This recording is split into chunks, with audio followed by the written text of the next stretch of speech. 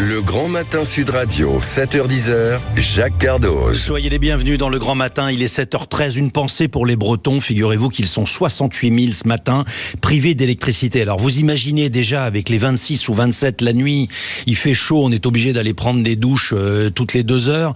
Et en plus, vous n'avez pas d'électricité, ce qui signifie pour ceux qui ont la clim, qu'ils vivent sans clim. Alors comme tous les jours, un petit conseil anti-canicule. Tiens, par exemple, est-ce que vous avez pensé à vos appareils, les smartphones, les tablettes, les ordinateurs, les vélos, les trottinettes?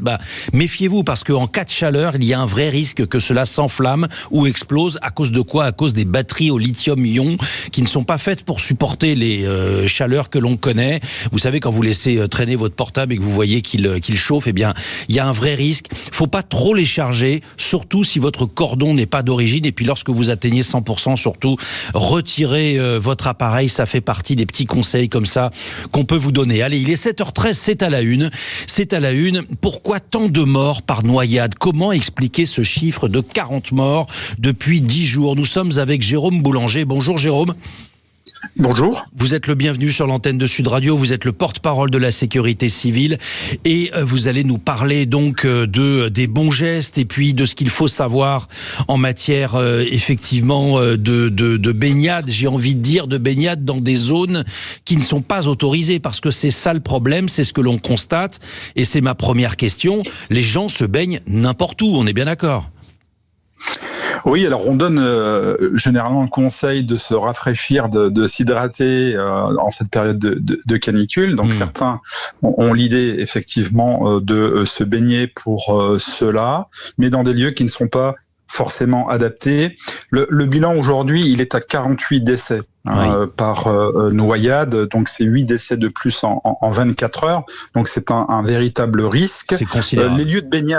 Les lieux de baignade adaptés, ce sont les lieux de baignade surveillés, bien entendu. Rares sont les lieux naturels, les rivières, les lacs qui sont surveillés. Et donc c'est là que le problème peut arriver. Il y a plusieurs causes. Justement, Jérôme Boulanger, on parle de ces morts par noyade. 48, vous nous dites, 8 de plus en 24 heures. Le problème, on a l'impression que ce sont les plans d'eau. Pourquoi précisément un problème avec les plans d'eau? On a bien compris que les plages et les piscines, elles sont surveillées, donc là, a priori, c'est pas trop le sujet. Mais pourquoi les plans d'eau? Pourquoi autant de décès? Alors la méconnaissance, bien entendu, du plan d'eau. Un plan d'eau, quand on le regarde, la surface, c'est nickel, c'est lisse, c'est tranquille.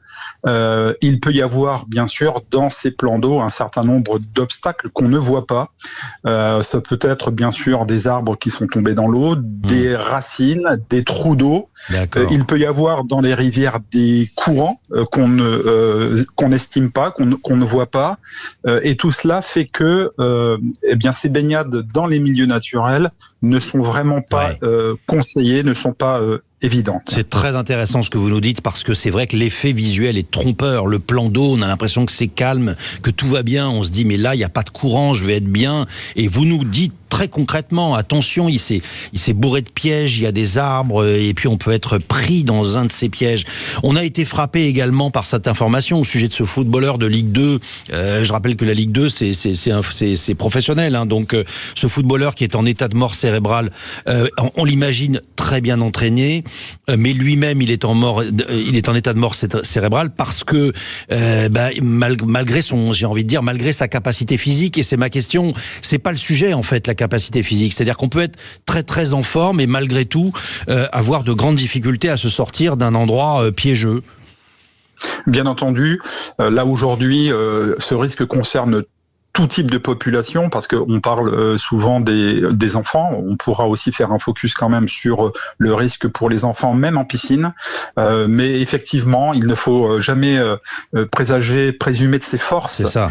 C'est pas parce qu'on est bien entraîné, un sportif, etc., qu'on ne va pas être mis en difficulté. Et puis aussi, parfois, les gens rentrent dans l'eau de manière brutale. C'est le plongeon. On passe d'une température extérieure forte à une température de l'eau qui est nettement moins fort. Justement, Jérôme Boulanger, on parle de ces noyades ce matin sur Sud Radio et on essaye de comprendre. Alors, dans ces noyades, précisément, est-ce qu'on parle plutôt d'hydrocution? Est-ce qu'on parle de noyade parce que la personne n'a pas réussi à se sortir d'un endroit piégeux? Vous nous parliez de ces arbres, etc. Concrètement, de quoi s'agit-il dans ces 48? J'imagine que les constatations ne sont pas homogènes. Non, voilà, exactement. Nous identifions deux grandes causes. Bon, l'hydrocution, effectivement. Donc, le conseil, c'est vraiment de rentrer de manière progressive dans l'eau. Et deuxièmement, ce sont les pièges qui peuvent se trouver dans les cours d'eau. Je reviens sur les piscines parce que on voit aussi qu'il y a des décès, notamment d'enfants dans les piscines et principalement dans les piscines privées.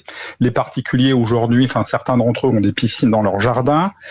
Ils considèrent que parce que la piscine se trouve dans le jardin, il n'y a pas besoin d'une surveillance des enfants. Or, un enfant doit être impérativement surveillé, même dans une piscine, dans le jardin, même s'il a une bouée, des brassards. Il faut vraiment qu'un adulte se concentre sur la surveillance de l'enfant. Il y a des drames qui arrivent à cause de ce manque de vigilance, ce manque de surveillance. Jérôme Boulanger, vous faites bien de le rappeler parce qu'on en a moins parlé ces derniers temps, mais effectivement, les enfants en bas âge qui ne savent pas nager ou pas très bien, eh bien, ils sont à surveiller constamment.